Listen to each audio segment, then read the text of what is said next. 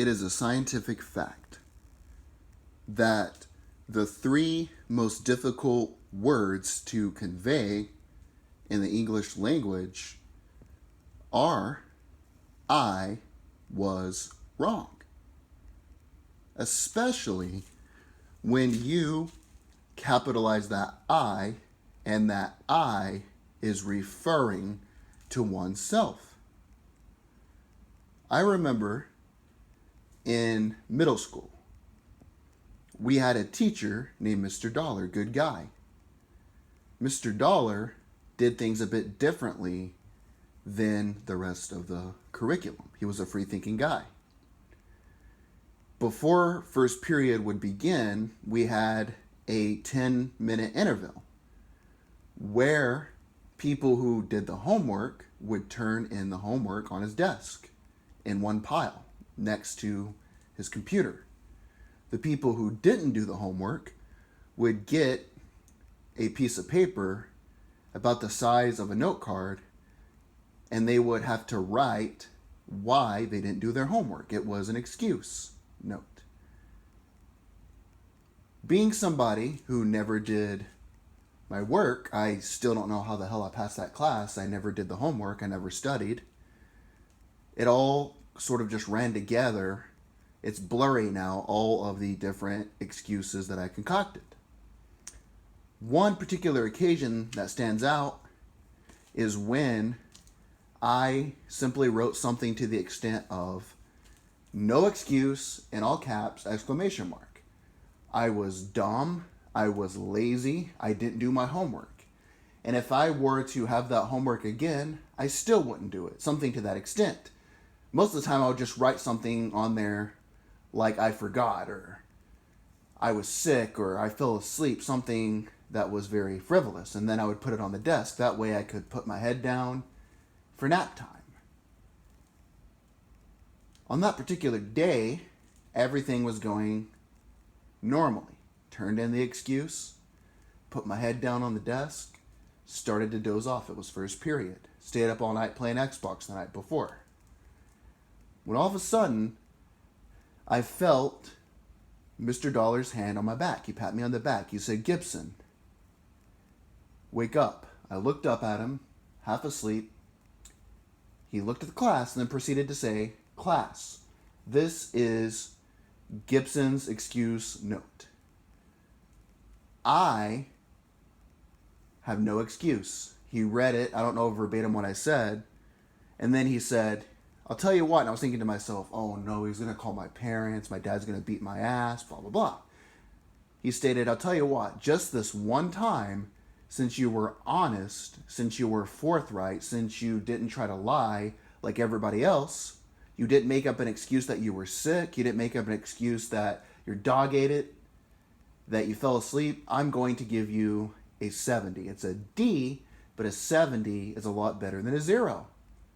That was one of the few times in class I didn't get a 0. That's because Mr. Dollar was a free-thinking guy. He's a smart guy. He cared about honesty, forthrightness, and being upfront.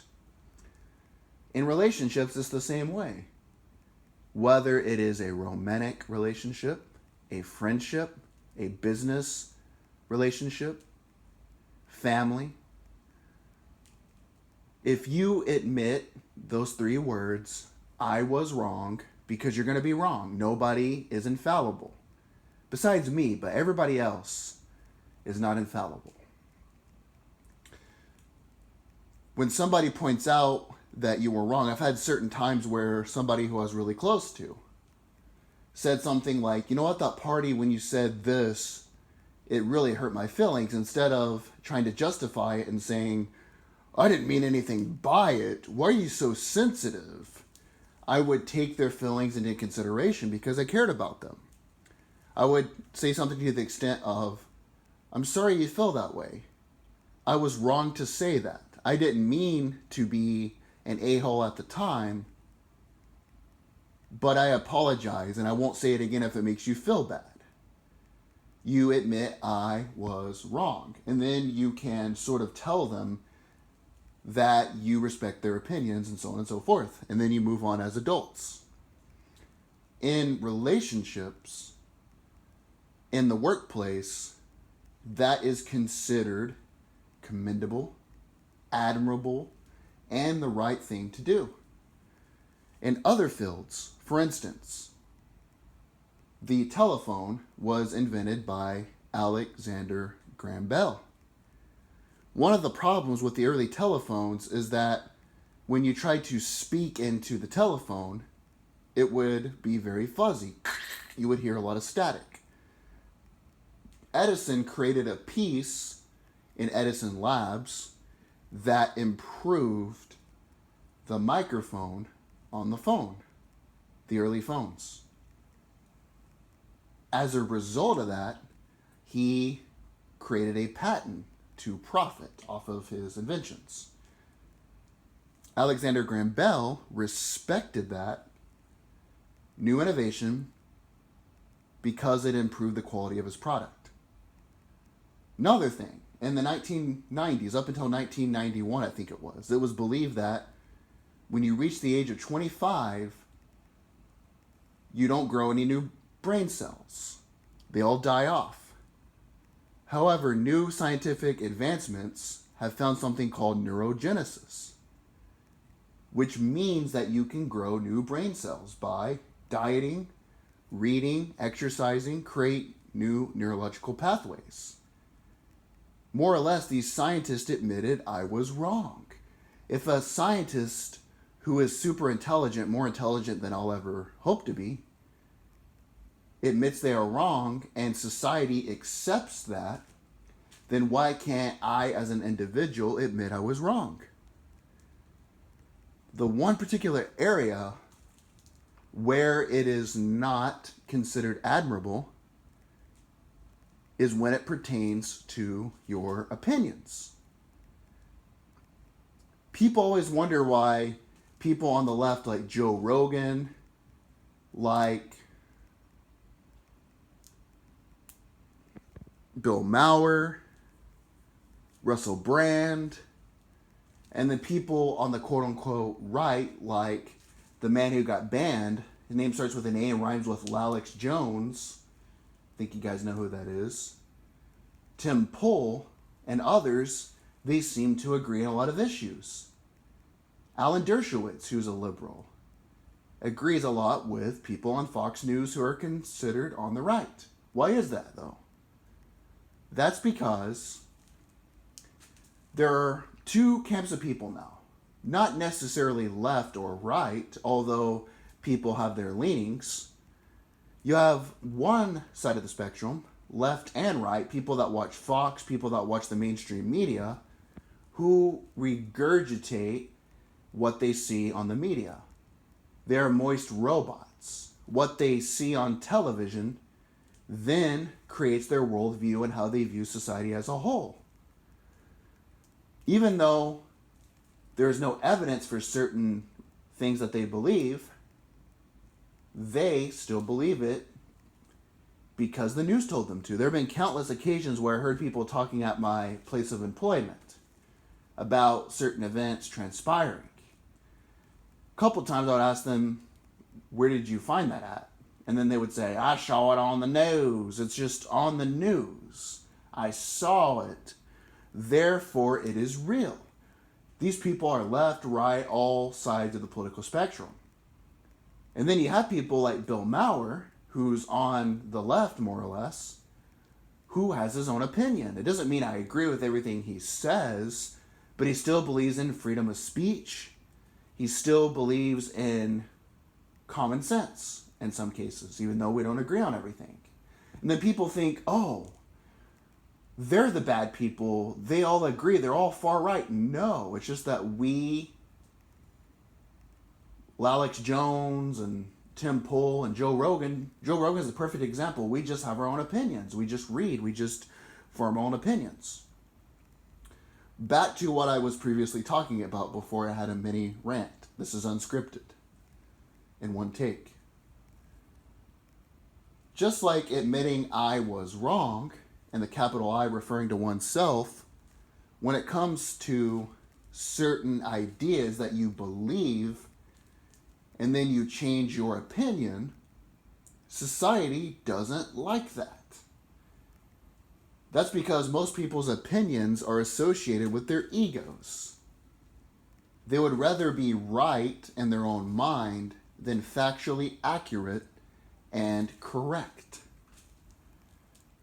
One major thing that I've completely changed my opinion on is MGTOW. For those of you unfamiliar, the acronym is Man Going Their Own Way. Let me be clear. You can do whatever you want. I don't care what you do. If you want to be an atheist, go ahead. If you want to be a Christian, go ahead. If you want to be gay, go ahead. I don't care what you do. But what's right for you isn't necessarily right for me and vice versa. That's why we have the pursuit of happiness. Applying that principle, men going their own way, in my opinion, has a couple things that are valid about it and a few things that are problematic. Let me give you an example. The two primary reasons the human species exists are survival and reproduction. Men going their own way is telling a man whose natural inclination is to reproduce that he shouldn't do that. That's bad, that's wrong. They point out real legitimate arguments like being a simp and that women in the West are no longer feminine. However, the solution isn't always the same, even if you agree with the problem. Let me say that again. The solution isn't always the same, even if you agree with the problem. That's why people go to doctors for a second opinion. The solution isn't to cut off your natural inclination, your natural intrinsic desire for sex. That's not the right way to go about it. It creates people who are bitter, people who are angry, because when you don't pass on your genetics, when you don't spread your seed, your DNA, your family lineage, it creates anger because you're going against your natural intrinsic value. It's like my dog I used to have. I used to have a beagle. He would always break out of the fence, run around the neighborhood, go in the woods, chase raccoons, kill birds, go in the water. I would get angry.